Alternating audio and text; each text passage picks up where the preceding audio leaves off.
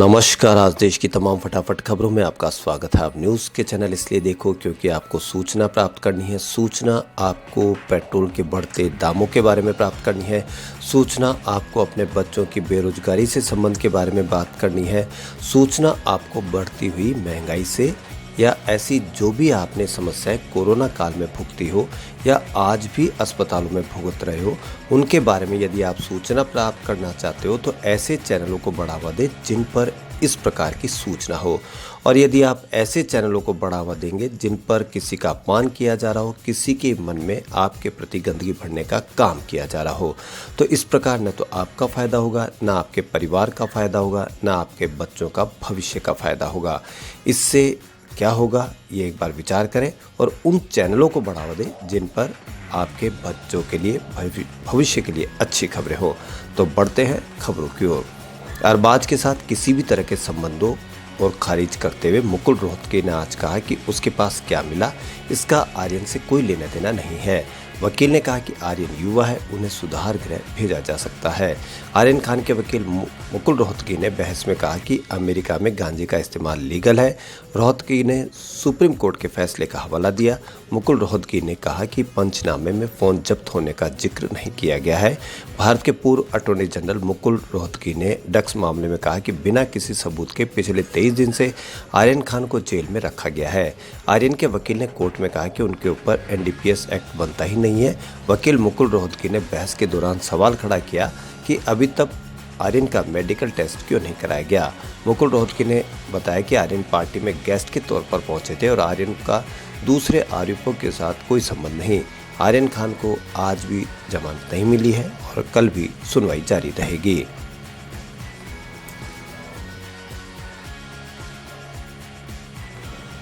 सरकारी नौकरियों में अनुसूचित जाति और अनुसूचित जनजाति को पदोन्नति में आरक्षण को लेकर सुप्रीम कोर्ट ने फैसला सुरक्षित रखा है। Justice L Nageswara, justice Sanjiv Khanna और जस्टिस बी.आर. गवई की बेंच ने मामले में अटॉर्नी जनरल के वेणुगोपाल, अतिरिक्त सॉलिसिटर जनरल बलबीर सिंह और विभिन्न राज्यों के उपस्थित अन्य वरिष्ठ वकीलों सहित सभी पक्षों को सुनने के बाद फैसला सुरक्षित रख लिया है। केंद्र ने पहले पीठ से कहा था कि जीवन का एक तथ्य है कि लगभग 75 वर्षों के बाद भी अनुसूचित जाति और अनुसूचित जनजाति के लोगों को अग्रणी जातियों के समान योग्यता के स्तर पर नहीं लाया गया है। अटॉर्नी जनरल वेणुगोपाल ने कहा था कि एससी और एसटी से संबंधित लोगों के लिए समूह ए श्रेणी की नौकरियों में उच्च पद प्राप्त करना अधिक कठिन है। समय आ गया है कि जब शीर्ष अदालत को रिक्तियों को भरने के लिए एससी, एसटी और अन्य पिछड़ा वर्ग के लिए कुछ ठोस आधार देना चाहिए। पीठ ने पहले कहा था कि वह अनुसूचित जाति और अनुसूचित जनजाति को पदोन्नति में आरक्षण देने के मुद्दे पर अपने फैसले को फिर से नहीं खोलेगी।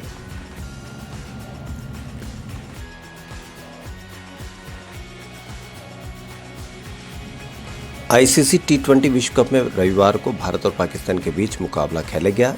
इस मैच में पाकिस्तान ने शानदार प्रदर्शन करते हुए टीम इंडिया को 10 विकेट से हराया था। इसके बाद सोशल मीडिया पर भारत के तेज गेंदबाज मोहम्मद शमी को लेकर भद्दे कमेंट्स किए गए। वहीं फेसबुक ने एक्शन लेते हुए मोहम्मद शमी के खिलाफ किए गए भद्दे कमेंट को हटा दिए हैं।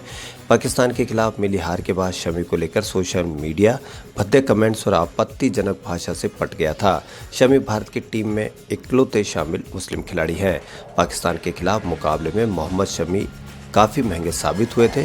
उन्होंने इस दौरान 3.5 ओवर की गेंदबाजी करते हुए 43 रन दिए और विकेट लेने में नाकाम रहे। मुकाबले के बाद ही सोशल मीडिया पर शमी को लेकर भद्दे कमेंट्स की बाढ़ आ गई, जिसके बाद फेसबुक ने यह एक्शन लिया।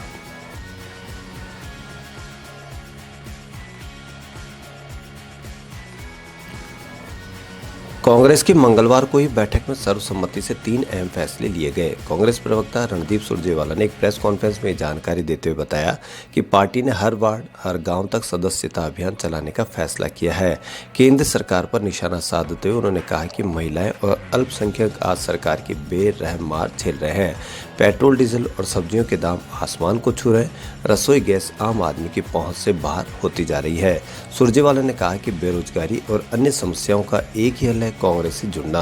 बीजेपी ने देश के लोकतंत्र पर हमला किया। उन्होंने कहा कि सोशल मीडिया का उपयोग नफरत फैलाने के लिए किया जा रहा है। जो भी पीएम मोदी के खिलाफ बोल रहा है उसे जेल भेजा जा रहा है।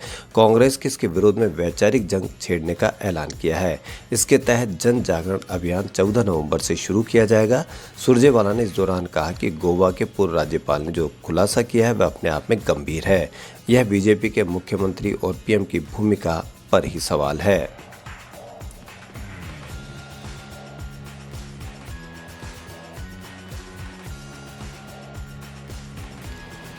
केंद्रीय स्वास्थ्य मंत्री मनसुख मांडविया ने कहा कि Ayushman Bharat health infra mission समृद्ध भारत के लिए है और देश का स्वस्थ होना जरूरी है। मंगलवार को उन्होंने कहा कि इसके तहत हम हर जिले में मेडिकल कॉलेज की दिशा में आगे बढ़े। स्वास्थ्य मंत्री मनसुख मांडविया ने कहा कि पीएम मोदी जी ने 157 नए मेडिकल कॉलेज मंजूर किए हैं, सीटें भी बढ़ी है। इसने हमें कोरोना के दौरान की कमी को दूर करने का अवसर दिया। कमी कहाँ है, इसको लेकर Ayushman Bharat health infra mission के जरिए दूर करने की कोशिश की जा रही है। उन्होंने बताया कि ये योजना करीब 64,000 करोड़ रुपए की है जो 5 साल में खर्च होगा। एक जिले में 90 से 100 करोड़ का खर्च अगले 5 साल में किया जाएगा। स्वदेश में विकसित की गई कोरोना वैक्सीन कोवैक्सीन को लेकर उन्होंने कहा कि विश्व स्वास्थ्य संगठन की टेक्निकल कमेटी ने इसे मंजूरी दे दी है।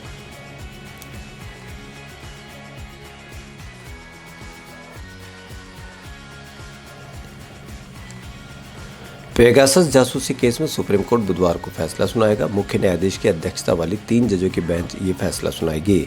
बुधवार सुबह 10:30 पर यह निर्णय सुनाया जाएगा। इस बेंच में CJI N V Ramana, justice Surya Kant और जस्टिस हिमा कोहली शामिल है।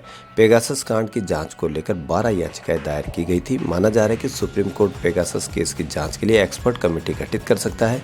केंद्र सरकार ने जनहित और राष्ट्र की सुरक्षा का हवाला देते हुए इस केस में विस्तृत हलफनामा दाखिल करने से इनकार किया था।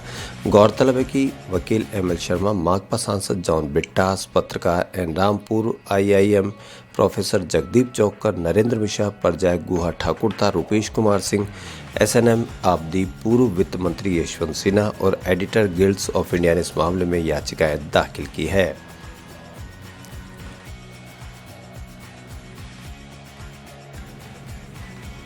दिल्ली के मुख्यमंत्री अरविंद केजरीवाल ने अयोध्या में रामलला के दर्शन के बाद घोषणा की कि अब दिल्ली के बुजुर्ग नागरिक अयोध्या की तीर्थ यात्रा मुफ्त में कर सकेंगे। बुधवार को कैबिनेट में अयोध्या यात्रा के लिए एक योजना को मंजूरी देने के लिए बैठक होगी। अब दिल्ली के लोग राम जन्मभूमि अयोध्या आकर दर्शन कर पाएंगे। मुख्यमंत्री तीर्थ यात्रा योजना के तहत दिल्ली सरकार दिल्ली के बुजुर्ग नागरिकों को निश्चित तीर्थ स्थानों की तीर्थ यात्रा करवाती है, जिसके आने जाने, रहने और खाने का खर्च दिल्ली सरकार उठाती है।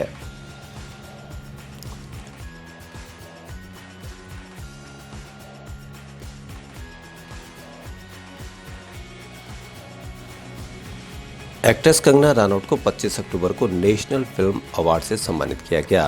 कंगना को उनकी film Manikarnika, the queen of Jhansi और पंगा में उनकी परफॉर्मेंस के लिए बेस्ट एक्ट्रेस का अवार्ड दिया गया है। नेशनल अवार्ड हासिल करने के बाद कंगना ने अब हाल ही में सोशल मीडिया पर पोस्ट शेयर कर अपनी खुशी जाहिर की है। कंगना रनौत ने अवार्ड लेते हुए अपनी फोटो शेयर कर लिखा कि आज मैंने अपनी film Manikarnika, the queen of Jhansi और पंगा के लिए अपना चौथा नेशनल अवार्ड जीता। इस देश में कलाकार को मिलने वाला सर्वोच्च सम्मान है। मैं धन्य, विशेषाधिकार और गहराई से पूर्ण महसूस कर रही हूँ। मेरा दिल इन फिल्मों की टीमों के प्रति आभार व्यक्त करता है जिन्होंने इसे संभव बनाया। खबरों फिलहाल इतना ही। यदि आपको हमारा चैनल पसंद आए तो लाइक, सब्सक्राइब और शेयर अवश्य करें। धन्यवाद।